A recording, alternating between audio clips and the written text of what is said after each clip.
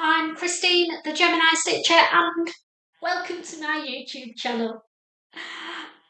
We started New Year on Monday. Ignore the doggo, she has to get in on the act. Don't you, my little Esme? Get down, darling. We started the ground running on Monday with my first Monday Makes and Plans of the new year.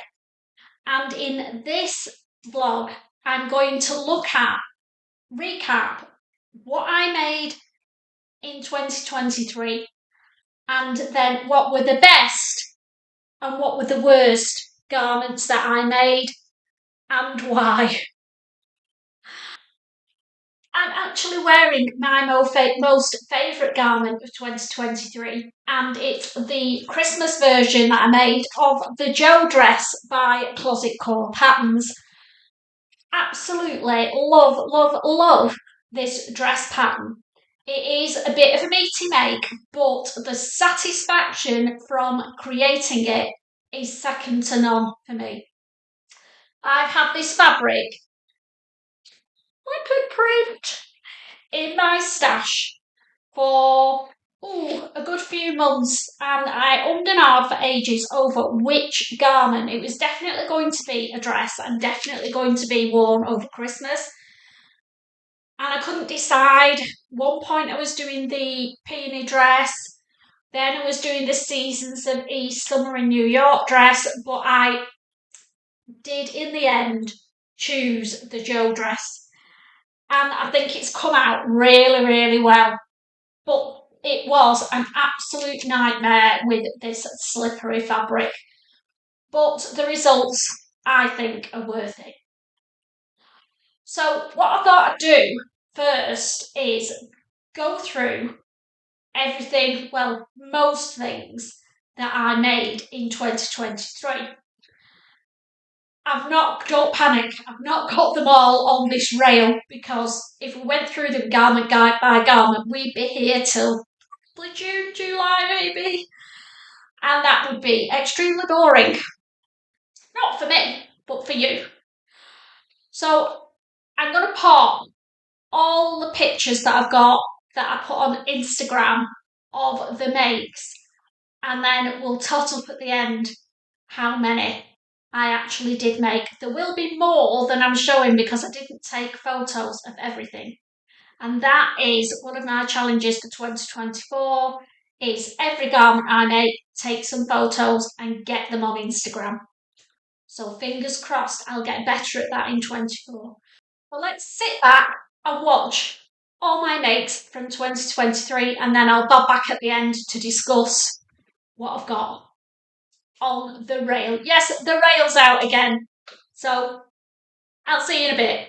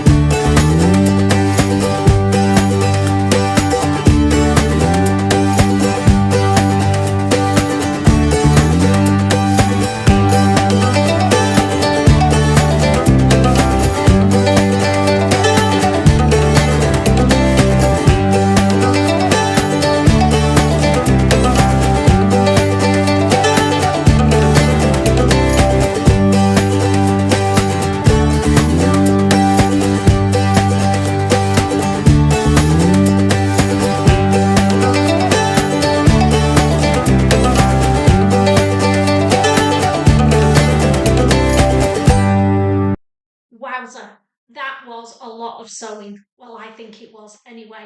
I'll pop at the bottom how many garments I've totted up that I actually made in 2023. That's a big number. So let's have a chat about garments I liked and garments that I didn't like. And we're going to go through them by category. So the first category is the obvious one, because I'm wearing it, dresses. As I've already said, my favourite dress from 2023 is the one I'm wearing, and it's the Jo dress by Closet Core Patterns. So why is it my favourite dress? Few reasons really. I managed to get a really good fit with very little adjustment. My ever-expanding waistline is allowed for because it has elastic in the back of the waist, so it gives you that little bit of ease, and it was certainly great on Christmas Day after I'd eaten a huge Christmas dinner. Winner for that one. The second reason that I picked the Jo dress is because it was a challenge. It's got this bias binding all the way down the front and then down the front of the skirt and then all the way down the sleeves and all the way around all of the neckline. So there was a lot of bias binding. Seams were created by using the bias binding, which was a new method to me, and I always like learning new sewing skills. So it was a huge skill to me, and one that I will take over into my other makes in 2024 for sure. I actually fancy trying to make just the top version of this dress. Perhaps put an elasticated band around the bottom, or I could just do the band as it is with the elastic at the back. Really simple. Yeah. I can see one of those coming in the not too distant future. Watch this space. So, favourite dress, Jo dress, Closet Core. Now, which was my worst or least liked dress? Now, there's a caveat here. I enjoy making all my garments. There is very, very, very, very rarely one where I don't finish it because I fall out with it. I stick with it and I learn from it. That's the crucial thing. So even when I make a garment that I'm not really happy with, I will have learned something. And that's important with sewing, that you learn and you progress. So the dress or garment that is on my naughty list for dresses is, I'm going to take it off the hanger because it looks like a rag. And even though I don't like it, I want to quite do it justice. So it's the Pinafore dress from Jennifer Lauren that I made. Can't remember the name of it. I'll pop it at the bottom, and I will also pop up the size that I eventually made. Now, why don't I like it? I do like it now it's made. I struggled with the sizing for the bodice. I measured myself and decided there's different sizes. They do a B cup, a C cup, and a D cup. And I made the fatal mistake of thinking, well, I'm a C cup in my bra size, so I'll go with the C. No, that is so wrong, and I know it's wrong. Measure yourself and compare yourself to the chart and go with the chart, not what's in your head. So the first time I made this, massive. So I then went back, redid the bodice in the B cup, and the fit was better, but it was still gaping where the arms are. So I ended up taking it in along the bust seam on both sides at the front and the back. And that worked. So going forward, will I make this Pinafore dress again? Probably I will. But I have made copious notes of what not to do next time. So although it's on the naughty list, it might be on the nice list this time next year. The second category is jackets. So let's have a look at what jackets I liked and which ones I didn't like. So let's talk about the jacket that I liked the most in 2023 and why. Now, this may not surprise some of you. Very bright, I know. This was my Pilar jacket that I made. It's a Maison Fauve pattern, and I'm definitely making another one of these in 2024, if not two. So I'll just get up close and then you can see there's lots of detail in this jacket that you can't probably see very well because of the busy pattern. It has these beautiful tuck pleats that fan out around the collar. The pockets have a pleat detail that follows all the way down and encompasses the little waist pockets all in one. Love that detail. And then the back detail, you don't have to put this in, but I did. It's got a crossover pleat detail on the back, which gives you a little bit of room. Sometimes with a denim jacket, you can feel quite restricted, but just that detail there makes a big difference, and it looks good as well. Popped it on and then you can see what a really good fit I've managed to achieve with this. I will put the sizing that I used at the bottom and the adjustments that I made. But yeah, I definitely want. I've got some ochre denim that's got a bit of stretch in it, and I'm going to make one in that. And then I've also got some fabric that I bought in the Little Miss So-and-So sale, which is, it's a navy and cream pinstripe, like twill, cotton twill. Not arrived yet, but I think that might well be a Pilar jacket in the near future. Well, maybe spring next year. So, which jacket is on the naughty list? It's this one. Now, I can't remember the name of this jacket, but I will pop it again. I'll pop the details below. I got this pattern from Closet Core, and it's part of the Closet Core crew, and it was their, I think it was the first pattern that they did. And I loved it in the images. Don't particularly love it on me. It feels too bulky. I'll just put it on and then you can see what I mean. Here we go. Now, looking at it now, it actually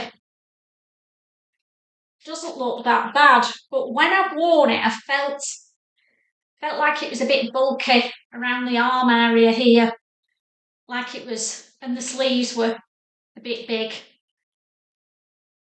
But yeah, I don't know now. Maybe it's coming off the naughty list now I've put it on. I love the deep pockets at the front. And I thought it was too baggy at the back. Let me know what you think. Maybe it'll get worn this spring. I'm really not keen on the lining that I used. It is nice, but I think I'm struggling to. It's lining, isn't it? But I try and match it. Maybe I don't need to. Maybe I need to clash a bit more. She says with the bright jacket there. But yeah, I just feel like what I'm wearing needs to go with the lining. So there's mustard in it. Maybe I need to. And I have got some mustard denim jeans on the horizon, so maybe I'll wear it with that. So, why else didn't I like it? I think because I spent so much time making it and I've not worn it, that was why I put it on the naughty list. Can you see how those sleeves? Maybe it's a raglan, and I feel like it's falling off all the time. It's got a raglan sleeve, so maybe I need, if I'm doing a quilted jacket, maybe I need one with a satin sleeve because I have got narrow shoulders and I'm forever doing this with it. That was the other thing that I didn't like. It irritated me.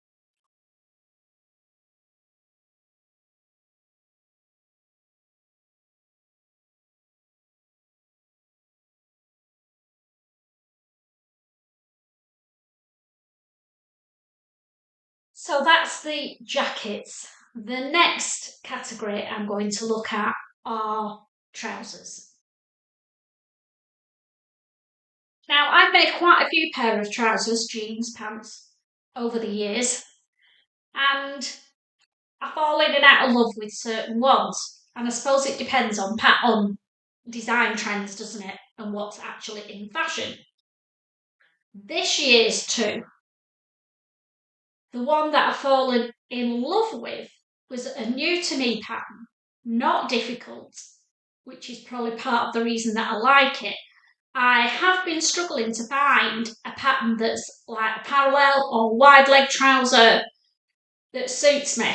I fell in love with the Closet Core Mitchells, but I think I must have a short waist. There just was too much going on around the middle with the pleats and everything else, and I felt like I looked mahoosive in them. Maybe it's just me, but I did find this pattern.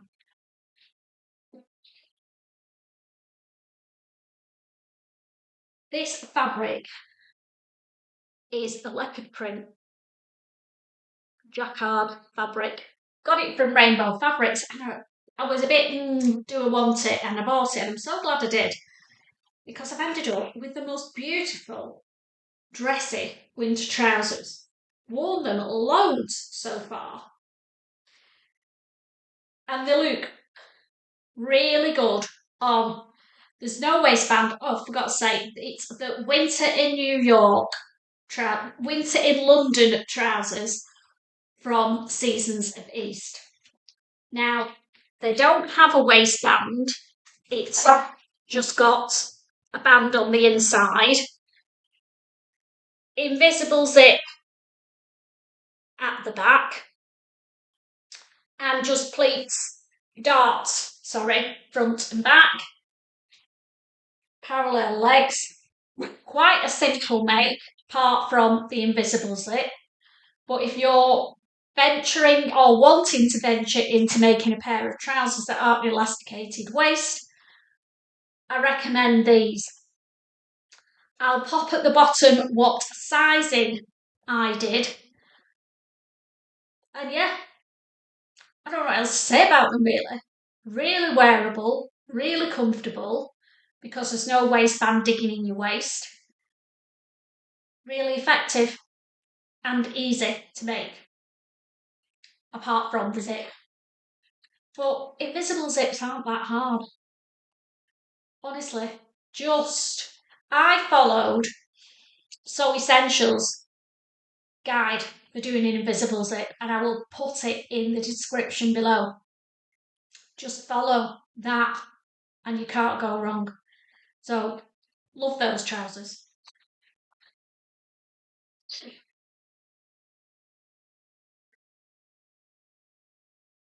These look really nice trousers, don't they? But they're on the naughty list. Not because I don't like them, and not because I don't want to wear them, but because they don't flipping fit right. So, made these before. They are the Anna Allen Phillippa jeans trousers. Quite a simple make. They have no pockets in the front, and they just have a patch pocket on the back and a button fly, which is possibly easier than putting a zip in. So, what's not to like? I made the fatal mistake of being clever, and it never works with me. I need to learn. I knew that this pattern needed a non-stretch fabric, and I've made two pairs before in a brushed cotton twill from Guthrie and Garnet. Beautiful finish. So I made the same size in this denim sparkly stretch, and they're just too big. They're just too big everywhere. Massively over big, but just not a nice fit. Too baggy on the bum, too baggy on the legs. a bit too big at the waist that just don't feel right. Do you know what I mean? So I am now thinking, I love the fabric. So I'm thinking I'm going to undo them and make some jegging type jeans and see if I've got enough of the fabric to do that, because the logic is they're too big. So I should be able to get some. I'm gonna use the Jarrah Eleanor pattern, I think it's called. I'll pop it below if I'm wrong. Yeah, on the naughty list, but rescuable, I hope. Okay. So the last category is tops. So I've got a top that I love and a top that I was disappointed in. So let's have a look at them. This is one of, I think I've made 3 tops now. Needs an iron, sorry. And it is the Jarrah sweater by, can't remember, I won't say Megan Nielson. Put it at the bottom just to confirm. I think it is actually. This is the high-low version with a high neck, like kind of a polo neck. And I absolutely love the style. I've also done the long sleeves with the slits in. The longer sleeve with the slits. Love that as well. Keeps my little handies warm when I'm walking the dogs. So I've made this one, and I've made another one like this, and then I've also made, I'll pop the image up if I can find it, one of the ones with the tie waist. Of the 2 styles, I think I prefer this one. The tie waist looks nice, but keeps riding up somehow. Maybe I need to do it a bit longer, but it just doesn't feel as comfortable as this one does. And having a low back, it hides my ever-increasing backside as well. So yeah, the Jarrah, absolutely love it to bits. So which top is on the naughty list? It may surprise you that this beautiful top is on my naughty list. And it's not because I don't like the pattern and the instructions. Absolutely fabulous. It's the Wren Blouse. And it isn't because I don't like this gorgeous double gauze fabric. It's because this pattern, in my opinion, does not suit me. The neck is too wide and gapey for me, and because of that, the shoulder, there's only that much room, and then you're into your sleeve head. Because of that, it means there's not an awful lot of wiggle room for me to do a narrow shoulder adjustment. Now, I could change the neckline and make it work, but I've got other blouses that I could use. I like the sleeve split in 2, so I think what I'm going to do going forward is use this sleeve, which is a lantern sleeve, and do the same thing with some other fabrics, but use the bodice off a different blouse. Yeah, really disappointed with that. Not because, and it's because I love it so much, but I just don't like the fit on me. Bit gutted, really. Never mind.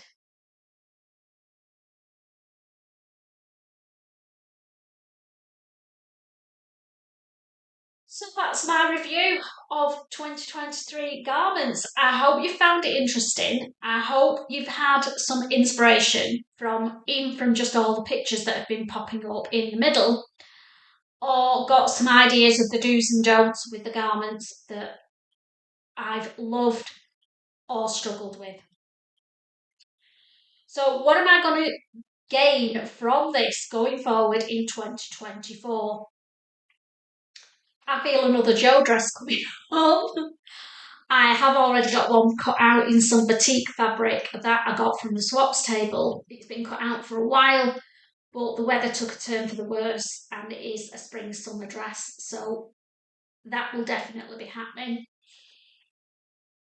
Don't think I'll make another one of these pinafores. It was something I wanted to have a try of. Not sure they're for me. Love the Pilar Parchment Jacket, that's what it's called. The Parchment. I want a quilted jacket for spring, but I think I need one with a fitted sleeve, not a raglan sleeve, because of my narrow shoulders. Definitely making another pair of the Winter in London trousers. In fact, I've got some in a rust viscose twill, that tencel twill, sorry, that I need to get cut out because I want to take them on a trip I'm going on at the end of January. Love the Jarrah. Will I make some more? I've got 3 of them, so maybe I won't be making any more Jarrahs this year. I'm definitely going to use that lantern, 2-tone lantern sleeve in another blouse this year at some point. So I hope you found it interesting. As I've already said, it's just my take on things that I've made last year, and hopefully I'll learn from things that I've done wrong, and going forward enjoy my sewing in 2024. So I will see you on Monday for my Monday Makes and Plans, the second one of January. Take care, enjoy your sewing, take your time, enjoy the experience, good or bad. We all make mistakes, but as long as we learn from them, it's all good. Bye for now.